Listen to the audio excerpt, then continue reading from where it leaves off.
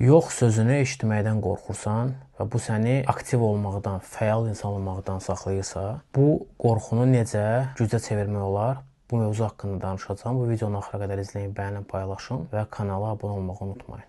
Misal üçün, sənin bir xanımdan xoşun gəlir, yaxınlaşıb tanış olmaq istəyirsən və yaxınlaşmazdan əvvəl fikirləşirsən ki, xanımın ola bilsin ki, sevdiyi bir oğlan var və ya mən bu xanımın xoşuna gəlməyə bilərəm və ya bu xanımın pullu bir oğlandan xoşu gəlir və ya mən buna layiq biri deyiləm, filan bəsməkan və s.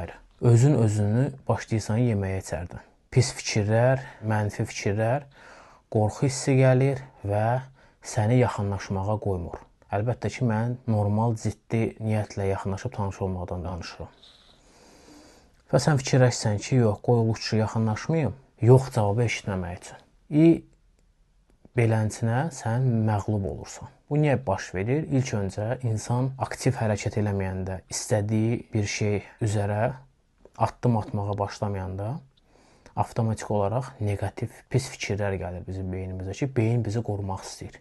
Beyin hər şeyin ən pis tərəfini ilk öncə bizə fikir vasitəsilə çatdırmağa çalışır və bizim içimizdəki ego isə bizim yox və ya rədd cavabını eşitməyimizi istəmir və buna görə də bizim pis fikirlər beynimizə gəlir və pis fikirlər əsasında bizim fəal, aktiv ola bilmirik hansısa bir mövzu haqqında. Və ya kiməsə hansısa bir obyekt satmaq istəyirsinizsə və ya ticarətdə və ya hansısa bir startapınıza investor axtarırsınızsa, yaxınlaşıb tanış olmağa qorxursunuz ki, yox cavabı eşidəcəm.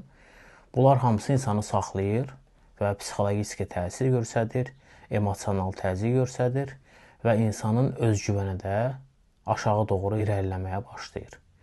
Bəs yaxşı, bunu necə biz gücə çevirə bilərik ki, biz bundan istifadə eləyərək öz istədiklərimizi əldə eləyə bilərik. Misal üçün, mən yaxınlaşdım, xanım mənə yox dedi, nə olsun, problem deyil.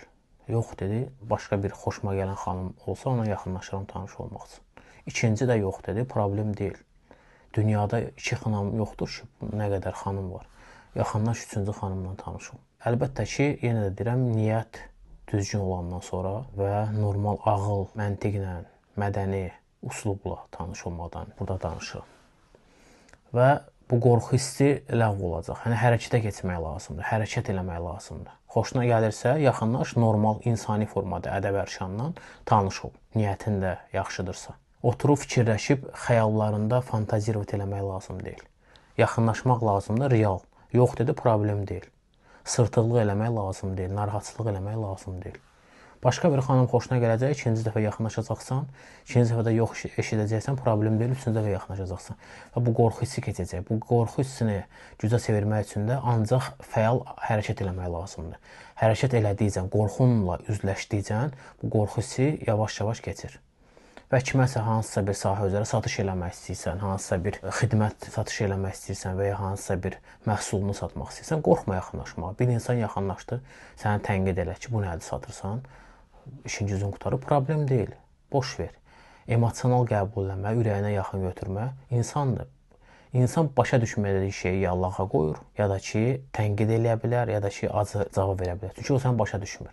Və ya hansısa bir başqa bir sahə üzrə kimləsə tanış olmaqsan, qorxusan ki, mən kim, bu insan kim, yaxınlaşıb tanış olaram, mənə yox cavabı verər, ya rədd eləyər məni. Problem deyil, qoy eləsin, eləsə belə problem deyil, narahat olma.